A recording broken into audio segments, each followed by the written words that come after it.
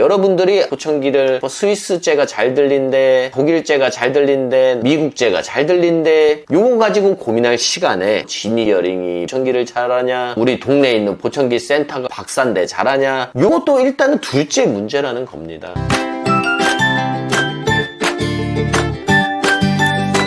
안녕하세요, 지니 이어링입니다. 오늘은 보청기 착용에서 가장 중요한 사실에 대해서 여러분께 말씀을 드리려고 하는데요. 보청기 착용에서 가장 중요한 게 뭘까라고 여쭤보면은 어떤 분들은 뭐 브랜드가 중요하다, 독일 보청기가 좋지 않나? 뭐 이렇게 얘기하시는 분들도 있고요. 어떤 분들은 또 전문성을 얘기를 합니다. 뭐 유명한 데서 하면은 보청기를 잘 조절해주고 이런 데서 해야 보청기가 잘 되지 않겠냐. 어떤 분들은 가격이 중요한 분들이 있어요. 뭐 내가 아는 데가 있는데 뭐 엄청 싸게 해줘, 뭐 이런 느낌. 그다음에 보청기는 가격도 중요한 게 아니고 일단 안 보여야 돼. 그래서 보청기 타입을 가장 중요하게 생각하시는 분들도 있으실 거고요. 보청기에서 가장 중요한 건 안 끼는 게 중요한 거다. 근데 이제 청력이 나쁘면 끼셔야죠. 결국 이제 보청기를 끼실 정도로 청력이 나빠진 상황에서 저한테 이제 물어보시는 거죠. 보청기 끼는 데 있어서 가장 중요한 게 뭐예요? 라고 물어보시면은 보청기 착용에서 가장 중요한 건 난청이 발생했을 때 최대한 빠르게 보청기를 착용하는 것이 가장 중요합니다 라고 저는 이야기를 할 겁니다. 너무너무 중요하기 때문에 여러분이 보시는 것처럼 이런 식으로 제가 궁서체로 적어놨죠. 굉장히 중요하다, very important, 이렇게 체크를 해놓은 건데, 이 얘기를 드리면은 많은 분들이 야 보청기 빨리 끼는 게 중요한 것 같긴 해, 당연한 얘기 아니냐, 보청기를 뭐 많이 팔려고 뭐 얘기하는 거 아니야, 이렇게 생각을 하실 수도 있어요. 그래서 오늘은 왜 보청기를 빨리 하는 게 중요하고 보청기를 빨리 하는 게 어느 정도의 이점을 줄 수 있는지에 대해서 한번 정리를 해서 말씀을 드리려고 하는데요. 2017년 자료예요. 연령대별 진료 환자를 보면은 우리가 이제 10대에도 난청이 있습니다. 20대도 난청이 있고, 이제 난청이 사실 나이가 먹어감으로써 난청 환자가 점점 많아지는데 이렇게 쑥 올라가다 70대 가면 쑥 이렇게 올라가. 그쵸? 한 70대가 되면은 난청 진료 환자가 급격하게 증가를 합니다. 이전까지는 그냥 완만하게 증가를 보이는 추세고요. 자, 이 그림을 보시면 알 수 있는 것처럼 우리가 20대 이전까지는 사실 우리가 여기 25dB까지 저희가 정상으로 보거든요. 요 지점이죠. 저희가 20대까지는 얘가 20대, 얘 꼬맹이가 20대인데 20대까지는 청력의 변화가 사실 거의 없습니다. 청력의 손상이 거의 없는데, 중요한 거는 여기 보이는 80대처럼 20대부터 지금 80대까지 청력이 이렇게 떨어졌죠. 65세 이후에는 난청이 발생을 일단 하면은 굉장히 빠른 속도로 추가적으로 난청이 진행을 한다는 겁니다. 우리가 대략적으로 0dB에서 25dB, 뭐 20dB까지도 보고 25dB까지도 보는데 대략 요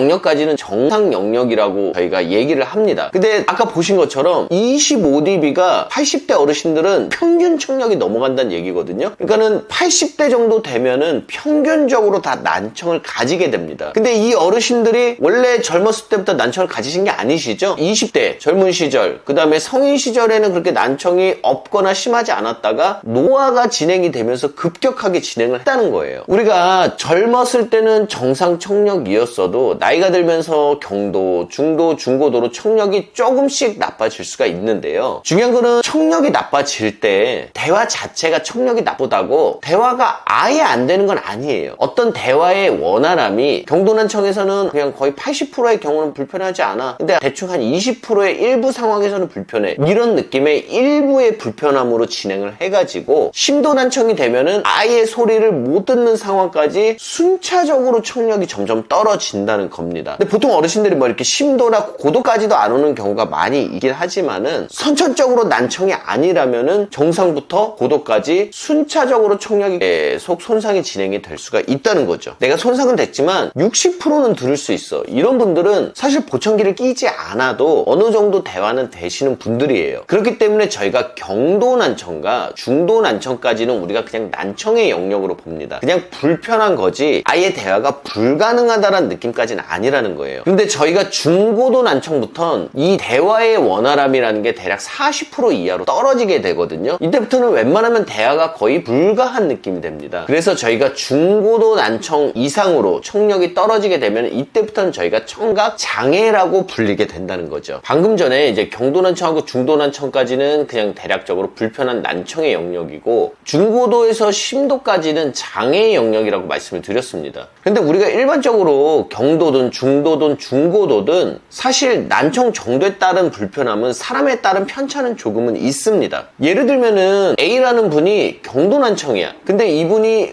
회사원이에요. 사람들하고 대화를 많이 하는 일을 하고 있어요. 뭐 예를 들어 뭐 영업 같은 거 하실 수 있으시잖아요. 이런 분들은 내가 20%만 못 듣는 거지만은 내가 대화를 많이 하고 많은 사람들을 만나기 때문에 이 A라는 사람은 경도난청만 있어도 굉장히 큰 불편함을 느낄 수 있습니다. 하지만 이 B라는 분은 나이가 90세셔요. 나이가 90세신데 그냥 요양원에 계세요. 별로 이게 대화도 안 하시고 그냥 TV나 가끔 보시고 그 요양사 선생님하고 가끔 대화하는 정도로 지내신다면 중도난청이 돼도 그렇게 대화가 불편하다고 느끼지 않으실 수 있다는 얘기죠. 하지만 우리가 일반적으로 중도난청이 되면 대충 대화의 50% 정도를 못 듣는 상황이 벌어지기 때문에 중도난청이 되면은 많은 사람들이 이때부터 보청기를 고려를 하게 됩니다. 근데 우리가 보청기를 착용할 때 가장 큰 문제점이나 또는 우리가 알고 있는 일반적인 상식과 좀 벗어나는 게 하나 있는데요. 대다수 분들은 내가 청력 손상 정도가 얼마가 되는지에 상관없이 보청기를 끼면 무조건 다 100%로 들을 것으로 생각을 하신다는 거예요. 하지만 보청기는 말 그대로 청각을 보조하는 기기이기 때문에 보청기를 낀다고 해서 완전히 정상으로 되는 게 아닙니다. 우리가 일반적으로 보청기는 잔존 퍼포먼스, 그러니까 우리가 보청기를 안 꼈을 때 들을 수 있는 수준의 이 60%의 반절인 대략 30% 정도만 보완을 해준다라고 생각을 하시면 될 것 같아요. 만약에 경도난청을 가지신 분이 보청기를 끼신다면은 기존 잔존 퍼포먼스가 80%인데 여기에 반절인 40%가 올라가겠죠. 근데 우리가 정상인 수준은 100%니까 뭐 120%까지 올라가는 건 아니고 경도난청인 분이 보청기를 끼시면은 거의 정상과 같은 수준으로 들을 수 있습니다. 하지만 중도난청이신 분들은 잔존 퍼포먼스를 60%로 봤을 때 60%의 반전이 30%가 올라가게 돼요. 그래서 중도 난청인 분이 보청기를 착용하시면 거진 90% 정도를 들을 수 있다. 여기도 사실 정상과 거의 비슷한 수준으로 들을 수 있다라고 보시면 될 것 같아요. 하지만은 장애의 수준인 중고도 난청에서 보청기를 끼시면은 잔존 40%의 반절인 20%가 올라가는 거기 때문에 보청기를 끼셔도 이 사람이 원활하게 대화를 할 수 있는 수준은 60%밖에 안 됩니다. 즉 60%는 무슨 얘기냐면은 중고도 난청자가 보청기를 끼셨을 때 그냥 중고 난청자가 보청기를 안 꼈을 때 기준밖에 못 든다는 얘기예요. 이미 이제 중고도가 되면은 보청기를 착용해도 경도 수준까지도 갈 수가 없는 상황에 봉착이 됩니다. 그리고 마지막으로 심도 난청은 20%인데 여기 반절이 올라가니까는 보청기를 껴도 30%밖에 안 됩니다. 그래서 고도 난청자분들은 보청기를 껴도 거의 원활한 대화가 어려울 수도 있다는 거예요. 우리가 보청기를 꼈을 때 평균적으로 얻을 수 있는 이득이 만약에 이렇다면은 이제 많은 분들이 조금 궁금해 하실 수도 있습니다. 아니 어차피 요 퍼센테이지가 잔존 퍼포먼스의 반절로 정해져 있다면은 좋은 보청기를 할 필요가 뭐가 있어? 또는 뭐 보청기를 유명한 사람, 훌륭한 상담사한테 할 필요가 뭐가 있냐? 라고 물어보실 수 있어요. 그러면은 어떤 사람이 난청이 발생했을 때 좋은 보청기나 아니면 유명한 상담사한테 보청기를 하는 게 아무 의미가 없냐? 그거는 아니에요. 기본적으로 좋은 제품과 좋은 전문가를 잘 만나면은 아까 말씀드린 잔존 퍼포먼스의 반절이 원활함이 올라가는데 거기서 대략적으로 5% 정도는 좀 더 좋은 효과를 줄 수 있습니다. 중고도 난청도 대략적으로 60%의 효과를 모을 수 있다면은 좋은 제품과 좋은 전문가를 통해서 우리가 65%까지는 만들어 볼 수 있다는 얘기죠. 반대로 우리가 좀 그지 같은 제품을 했어. 그리고 완전 초짜인 전문가한테 제대로 상담을 못 받았다 하시면은 거기서 또 완전히 뭐 보청기 효과를 못 가져가는 건 아닙니다. 우리가 기대하는 수준에서 5% 정도가 더 줄어들 수 있다는 얘기예요. 그래서 아까 좋은 전문가를 만났을 때는 중도난청 기준으로 내가 95%까지는 들을 수 있었어. 근데 조금 안 좋은 제품을 하고 조금 실력이 없는 전문가를 만나면은 한 85% 정도까지밖에 못 듣는다는 얘기입니다. 이렇든 저렇든 한 10% 정도의 차이가 나는 것이지 뭐 내가 안 좋은 보청기를 했다 그래서 아예 못 듣고 좋은 보청기를 했다 그래서 완전히 정상으로 듣고 이 정도 수준은 아니라는 겁니다. 어떤 난청자가 어떤 보청기 기능도 그렇게 중요하지 않고 전문가도 중요하지 않고 뭐 이러냐? 그렇다면 뭐 앞에서 말씀드린 것처럼 뭐 10% 정도 차이는 뭐 내가 별로 그렇게 크게 생각 안 할 수 있어 라고 또 생각을 하실 수도 있어요. 뭐 실제로 어떤 분들은 20%의 차이를 거의 못 느낄 수도 있습니다. 그러면 모든 난청자가 좋은 제품도 필요가 없고 전문가도 필요 없냐? 그거는 아니란 얘기예요. 아까 말씀드린 것처럼 20대 이전에는 청력 변화가 거의 없습니다. 만약에 보청기를 낀 사람이 20대 이전의 사람이라면 보면은 이 사람은 제품과 전문가에 따라서 엄청난 퍼포먼스 차이를 보일 수가 있어요. 이 퍼포먼스 차이를 보인다는 전제 조건은 뭐냐면은 만약에 보청기를 장기적으로 착용하시면은 아까 우리가 정상은 100%, 경도는 80%, 중도는 60% 이렇게 정해져 있던 어음 분별력 능력이 어느 정도 향상이 된다는 거예요. 근데 이 보청기 착용을 좀 장기적으로 오랫동안 착용을 하시고요. 여기에 어떤 전문가에 의한 훈련까지 더해진다 하면은 실제로 이 어음 분별력 능력이 대폭 향상될 수도 있다는 거예요. 보청기 착용으로 인한 어음 분별력 향상이 실제로 되냐 안 되냐는 수많은 국내외 논문들이 이에 대해서 증빙을 하고 있습니다. 만약에 선천적으로 난청이 있는 아동인데 이 아동이 고도난청이에요. 그럼 이 아동이 보청기를 딱 꼈어도 처음에 가져올 수 있는 대화의 원활함, 퍼포먼스는 30%밖에 안 됩니다. 그럼 이 애는 평생 원활한 대화가 불가능하게 지내야 된다는 얘기죠. 근데 실제로 이 아동이 보청기를 이른 시간 착용을 하고요. 좀 좋은 제품을 착용하고 가장 중요한 훌륭한 언어 재활사를 만나서 우리가 언어 재활을 한다 그러면은 처음에는 이 친구가 30%로 시작을 하겠지만은 1년차, 5년차, 10년차가 지나가면서 실제로 언어 훈련으로 인한 대화의 원활함이 증가를 합니다. 경우에 따라서는 이 수준이 거의 경도난청 수준, 한 80% 수준까지도 올라갈 수 있다는 얘기예요. 이와 완전한 동일한 예시는 아니지만은 우리가 많이 알고 계신 헬렌 켈러 같은 사람은 귀도 못 듣고 눈도 보지 못하는 시청각 장애인입니다. 앞서 말씀드린 것처럼 30%를 들었던 것도 아니고 아예 못 듣고 아예 못 보는 사람이었는데 손바닥에 글씨를 쓴다거나 이런 활동들을 통해서 실제적으로 커뮤니케이션이 완전히 가능하도록 만들었죠. 트리판 선생님께서 너무너무 유명하죠. 우리가 그냥 촉각만으로도 커뮤니케이션이 어느 정도 가능하도록 만들 수 있다는 얘기입니다. 근데 애들은 학습 능력이 엄청 뛰어나기 때문에 대략 30% 정도만 들어도 이거를 훈련을 통해서 엄청난 커뮤니케이션 능력으로 발전시킬 수 있다는 얘기예요. 그리고 좋은 제품을 해야 된다는 이유도 좋은 제품에서 제공하는 몇 가지 음향적인 이득이 있는데요. 이 사소한 이득이라도 굉장히 효율적으로 활용을 해서 이 대화의 원활함을 늘리는데 엄청나게 큰 역할을 할 수가 있다는 거예요. 20대 이전에 아동들은 아까처럼 대화의 원활함이 보청기를 착용함에 있어서 증가를 한다라고 말씀을 드렸는데요. 그러면 성인이나 아니면 노인들은 보청기를 착용해서 어떤 대화의 원활함이 늘어나냐 안 늘어나냐라고 얘기하시면은 분명히 성인이나 노인들도 학습이 어느 정도 가능하기 때문에 이런 대화의 원활함을 늘릴 수가 있습니다. 근데 중요한 건 뭐냐면은 노인분들은 일단 청력이 손상되면은 1년이 멀다 하고 계속적으로 청력이 떨어지게 됩니다. 그래서 내가 어느 정도 학습을 하는 만큼 변별력도 같이 저하기 때문에 전체적인 변별력이 증가하는 건 어렵다는 얘기예요. 경도 난청이었던 노인분들이 경도부터 보청기를 끼셨어요. 그러면은 원래는 이 사람의 대화의 원활함은 이런 식으로 떨어져야 됩니다. 그쵸? 근데 아까 말씀드린 빠른 보청기 착용으로 인한 학습 능력 때문에 실제적으로 이분이 보청기를 꼈을 때 가져갈 수 있는 효과는 이런 식으로 완만하게 만들 수가 있습니다. 만약에 어떤 분이 중도 난청부터 보청기를 끼셨다라고 하시면은 청력이 계속적으로 떨어지셔도 보청기 착용으로 인한 이득을 통해서 이런 식으로 추가적인 대화의 원활함을 가져갈 수 있다는 거예요. 여기서 중요한 건 뭐냐면은 이 사람이 시작하는 지점보다 더 높은 수준의 대화의 원활함을 가져갈 수 없다는 얘기입니다. 무조건 내가 착용하는 시기가 가장 좋은 효과를 얻을 수 있는 거고요. 시간이 지날수록 그보다는 떨어지지만은 이 기준을 통해서 떨어지기 때문에 경도난청에서 시작해가지고 고도난청까지 오는 지점과 중도난청부터 보청기 착용을 시작해서 고도난청까지 왔을 때의 효과와 장애인 중고도난청부터 시작하셔서 고도난청까지 왔을 때의 효과가 다르다는 얘기예요. 이거를 정리해서 보여드리면 예를 들면은 A라는 분, B라는 분, C라는 분, D라는 분이 계신데 네 분 모두 20년 전에는 경도난청이셨고 15년 전에는 중도난청이셨고 10년 전에는 중고도난청이셨고 예를 들어 현재 고도난청이라고 가정을 해볼게요. 20년 전에 경도난청일 때부터 보청기를 껴 오셨던 분은 실제로 실제로 똑같이 지금은 고도난청이 되셨지만 보청기 착용으로 인한 추가적인 이득을 통해서 이 정도의 높은 효과를 가져가실 수가 있는 반면에 20년 전에 똑같이 경도난청이셨지만